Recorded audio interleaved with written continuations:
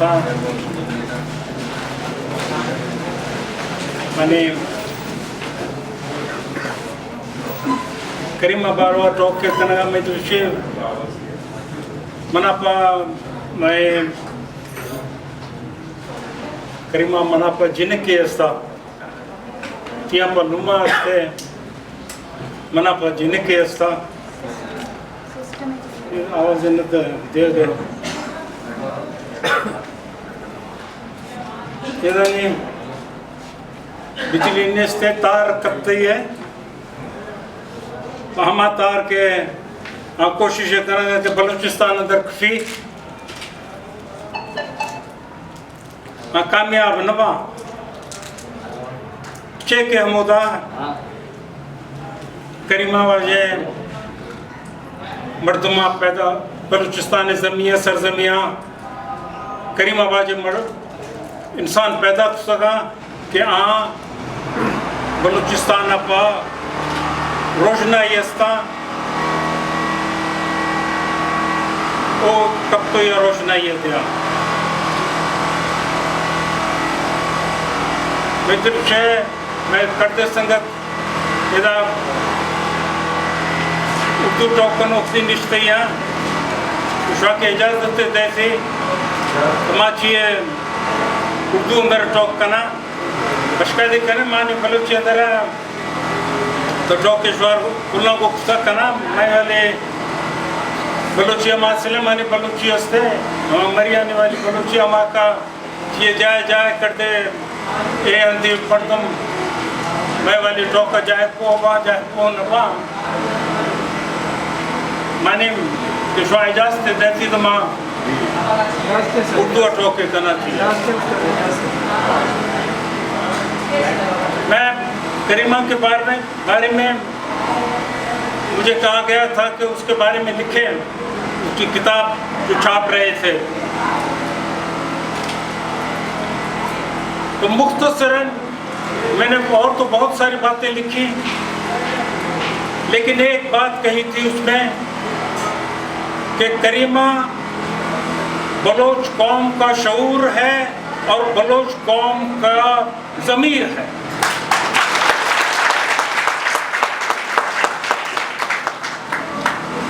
मेरा ख्याल है कि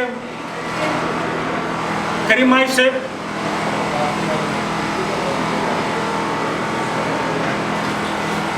करीमा की जो जद्दोजहद रही उसने बहुत कुछ सिखाया बलोच कौम को भी और ख़ास तौर पर बलोच ख़वातीन को। आज जो केच में या तुर्बत में या क्वेटा में या कोलू में या तौसा में या डेरा गाजी खान में इस कदर लोग उठे हैं, ये कोई जिसको अंग्रेजी में स्पॉन्टेनियस कहते हैं, ये कोई स्पॉन्टेनियस चीज़ नहीं है। इसमें बलोचों के 75 साल की जद्दोजहद है, हज़ारों करीमाओं की जद्दोजहद है।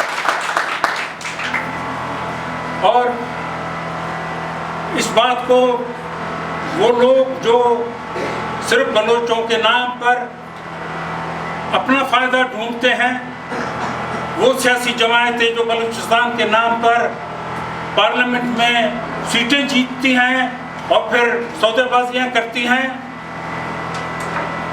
उनके लिए मैं एक शेख सादी का शेर है, मकूला है कि खिलाफ तरीक़त बूद के औलिया तमन्ना कुनत अज़ खुदा जुज़ खुदा। सादी कहता है कि अगर औलिया खुदा के सिवा और कोई चीज़ मांगे तो वो तरीक़त के ख़िलाफ़ है। यानी अगर खुदा से कोई चीज़ औलिया को मांगनी है तो वो खुदा ही मांग सकता है और कोई चीज़ नहीं मांगेगा। जो बलूचिस्तान का नाम लेता है, अगर वो बलूचिस्तान के अपने फ़ायदा ढूंढे तो वो कुफ्र करता है।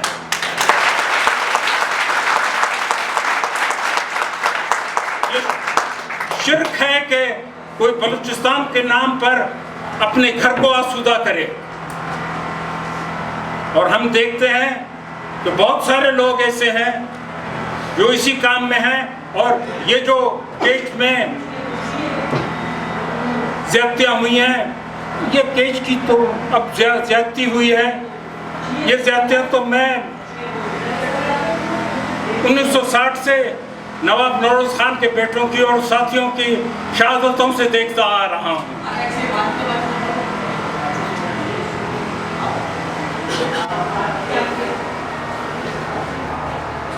मीर तकी मीर का शेर है कि हमने सूखी हुई शाखों पे लहू छिड़का था मीर, फूल अब भी न खिलते तो कयामत होती। जो हमने कुर्बानियां दी, अगर अभी भी लोग न उठते तो कयामत होती। हमारे लोगों ने कुर्बानियां दी हैं इस सूखी हुई वाय वतन इस खुशकेदार पर खून छिड़का है। इसी वजह से अब लोग उठे हैं और ये लोगों का अपना इस रियासत की शिकस्त है।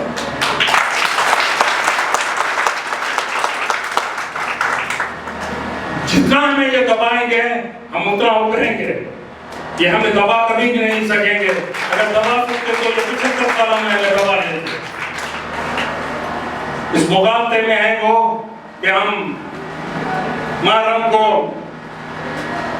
समी को, डॉक्टर सबिया को, डॉक्टर शरीफ को, सबको दहशतगर्द कह के कि दहशतगर्दों के ये हिमायती हैं, दबा लेंगे।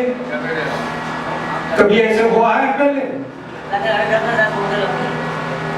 बलूच कौम मेरा ख्याल है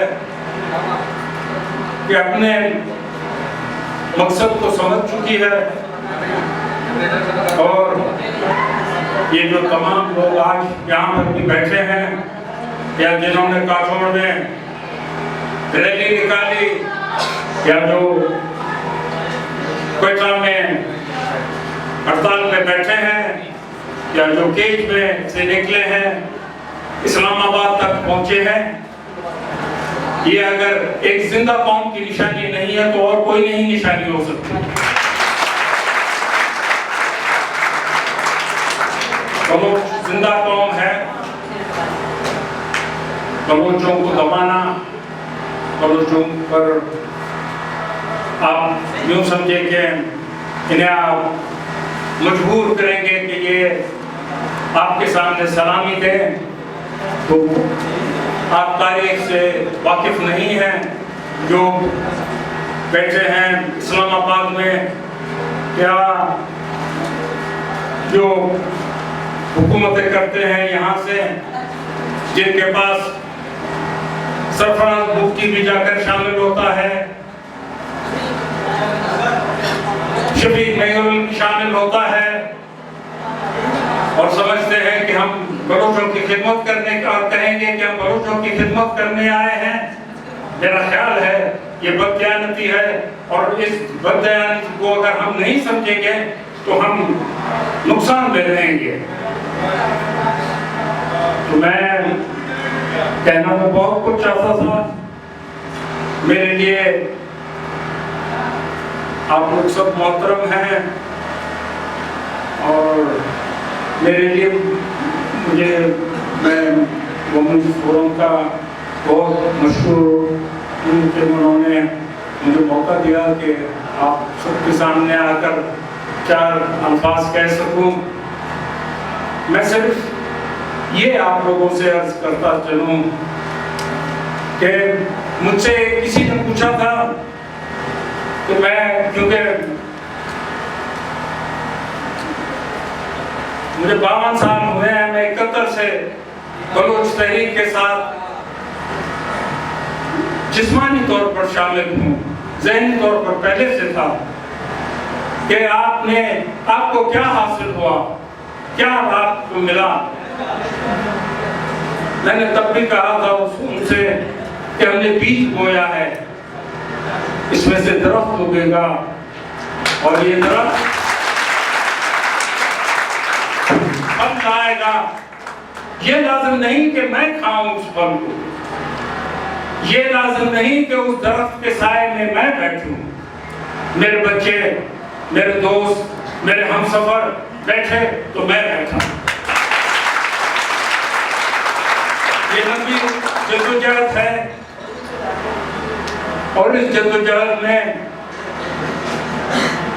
कुर्बानियां भी लेनी पड़ती हैं और कभी कभी मेरे बहुत सारे दोस्त और मेरी बेटी करीमा इस राह पर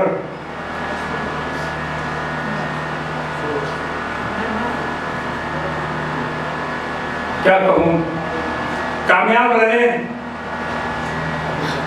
मैं कभी कभी शर्मिंदा होता हूं कि अभी सफेद दाढ़ी हो गई है और जिंदा हूं।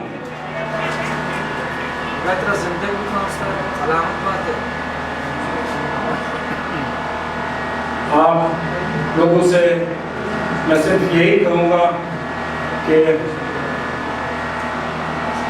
दुआ भी है मेरी, आप लोगों के लिए भी, मेरे लिए भी, कि खुदाया मेरे दर्द दिल की आबरू रहे, खुदाया मेरे दर्द दिल की आबरू रहे, तड़पे दिल यही रहे, जख्म हू बहू रहे। ये जो जज्बे हैं वो इसी तरह कामयाब और सख्त रहें। अगर इनके बगैर अगर आपके जज्बे ठंडे पड़ जाएं तो आप कौन से खुदारी कर रहे हैं।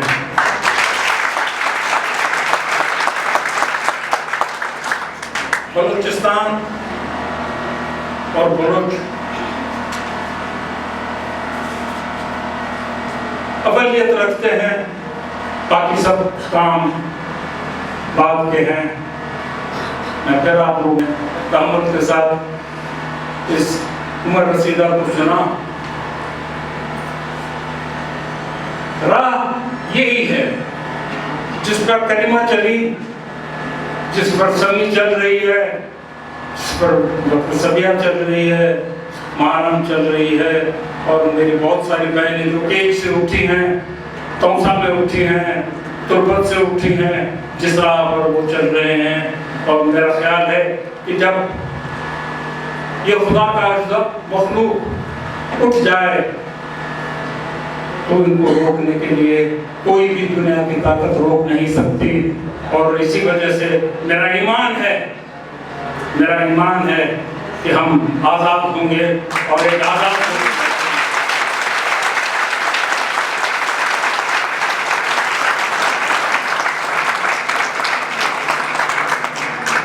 आप लोगों की बहुत खूबसूरत तस्वीर बनाई हुई थी करीमा की।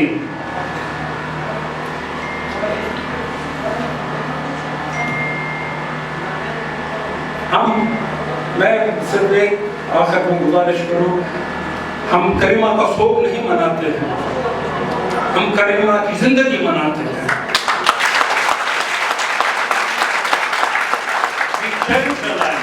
हम उसकी जिंदगी को दाद देते हैं और उसकी जिंदगी को मनाते हैं और इंशाल्लाह मनाते रहेंगे और कामयाब तरीके से मनाते रहेंगे। जब हमारी गुलज़मी वाह वतन मुश्किलदार फूलेगी बलोचों के लिए, औरों के लिए नहीं। खुदा